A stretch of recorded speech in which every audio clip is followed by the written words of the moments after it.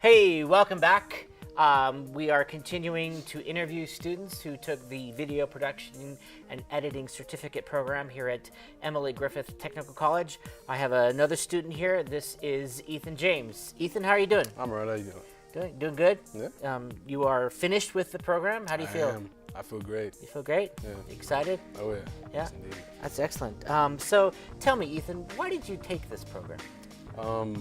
Well, I've always been into movies since I was yay big, and it just seemed like a really cool thing to do, and I just figured none of my friends were doing it. Why not me? So.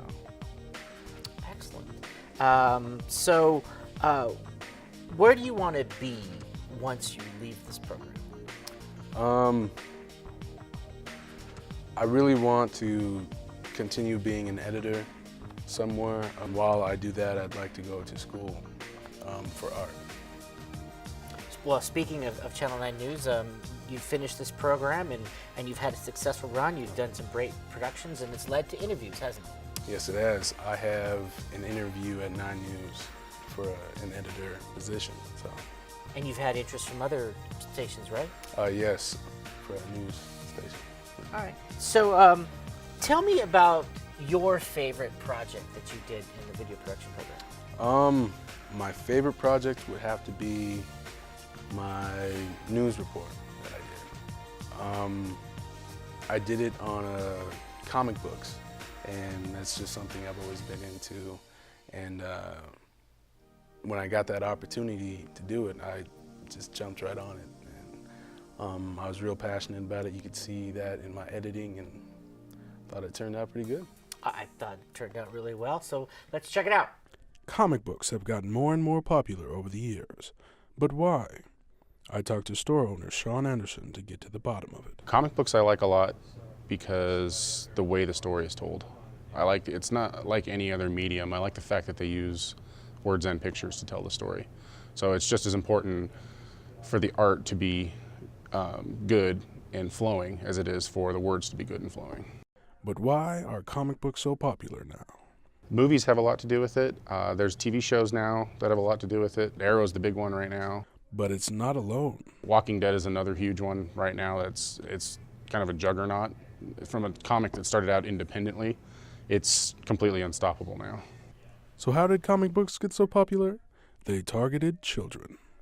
I have more families now than ever that come in to buy kids' comic books. I have an entire kids section for kids under like 15 and under. But is it a good idea to open up a comic book store? Unless you have a severe passion for this, I would say no, honestly. And a lot of guys who open stores, they just want to open them to, fill out their collections. You can't really do that. But why? If I take something, I have to pay for it. Otherwise, the business loses and you close really fast. But I think a lot of people don't actually realize that. So how does one avoid that? You really need to have a thought-out plan if you're going to open up your own comic book store. But just make sure you've got all your I's dotted and all your T's crossed before you even consider doing something like this, because you will fail in the first year if you do not. So whether you're a diehard fan or a store owner, there's something in comics for all of us. Great job, Ethan. I loved it. I loved your writing. I loved how you weaved the sound bites using very simple sentences. It was very well done. Thank you. And that's, of course, something you learn here in the program, how to write stories in addition to those. So another project that I really enjoyed that you produced, and that was your nonprofit video. And so tell me about your nonprofit video. My nonprofit video, I shot it in the school. There's this barbering college as well.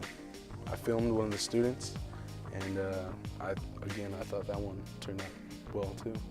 So what Ethan did is he produced a video for the Emily Griffith Scholarship Foundation. And so this particular student got a scholarship through the Emily Griffith Scholarship Foundation. And so we profiled him and the fact that he got a scholarship. So let's take a look. We just kind of put together, we're less than a mile from all the major This is Phil McLean. Phil had just gotten married, but there was a problem. I had been doing the same thing for the last 9 years, and the job that I had been doing, which was pretty much all I knew how to do, wasn't going to work very well with being married. So what was the solution? An education. I researched all the different schools that were in Colorado, and Emily Griffith had everything that I was looking for in a school. With one problem solved, another took its place. You know, my wife and I went into this program having to pay for it out of pocket. We weren't accepted for any federal financial aids. So who helped him through this predicament? His school. The financial aid department here at Emily Griffith helped me out a lot. They told me about all the different options that there were, and that particular scholarship seemed like the best one for me to apply for. It would have been a lot harder without it. Excellent job, Ethan. I loved it. I'm sure that will get the Emily Griffith Scholarship Foundation some exposure, and of course let people know that there are scholarships and that students are succeeding with those scholarships. Another project that I really enjoyed seeing you do was your personal profile. Tell me about that. So I did the personal profile on my mom and her love of sewing, and I was always fascinated with, you know, why she did it, and I really wanted to share that. So I figured that was the perfect video to shoot. So I thought that one turned out pretty well too. I'm a big proponent of using natural sound in a lot of these stories, and so I teach the students to try and capture as much natural sound as possible. And in this story, Ethan did a really good job of capturing natural sound of sewing and natural sound of like scissors and his mom doing a lot of the sewing action, and he incorporated that into the video, which I really think brings stories home, lets the viewers in on it. So he did a tremendous job with the use of natural sound and, of course, writing. And, you know, when you do stories that you have a passion for, and I assume you have a passion for your mom, yes. they seem to come out much better when you have a passion. So let's check this out. Whether it's playing basketball, drawing, or just reading a book, everyone has a hobby. And to most people, a hobby is something to do for fun. But to others, it means more than that. My name is Deb James, and I like to sew. I've made everything from musical equipment, bags, 3-foot dinosaurs for my boys. There's nothing that I can't make with a piece of material, I don't know. But why sewing? It's just relaxing and calming and creative.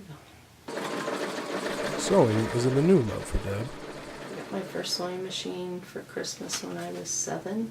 She got up early to be met with heartache. I couldn't find a big package with my name and went back to bed crying. And when she woke up later that morning, she found a pleasant surprise.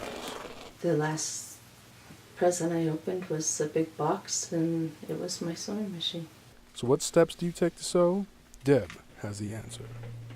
You put the material underneath the pressure foot, and you press the pedal down below that makes it go, and then sew. So what is the key to true happiness? Just chill and sew. Amen. So for someone out there who's, you know, deciding whether or not to take this program, what would you tell somebody? Why should they take this program?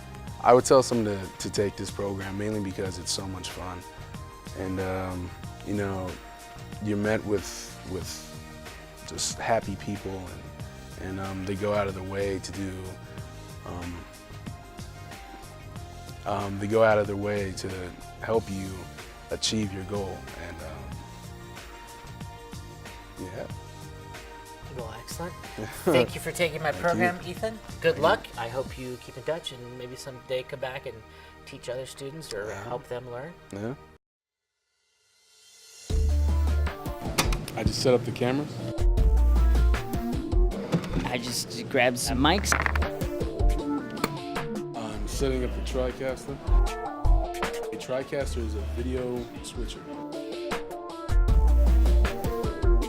My name is Sean Montano. My job is to teach the students all of the aspects of studio production. Menu functions are right here. So I'm working on a television studio production class. I like to use the picture. The Homework Hotline is a show that we do every So, Wednesday. yeah, I think this is a really neat thing to do. students get very hands-on practice. I do anything from floor directing, Camera operator. audio board. Something called a TriCaster, which is a video switcher. It's very hands-on. There's hardly any lecture. I throw them in, and they are literally working for the show day one as we produce the show. So camera 1 back on Whitney, camera 2 back on Becca. We need students to help with the production of this show.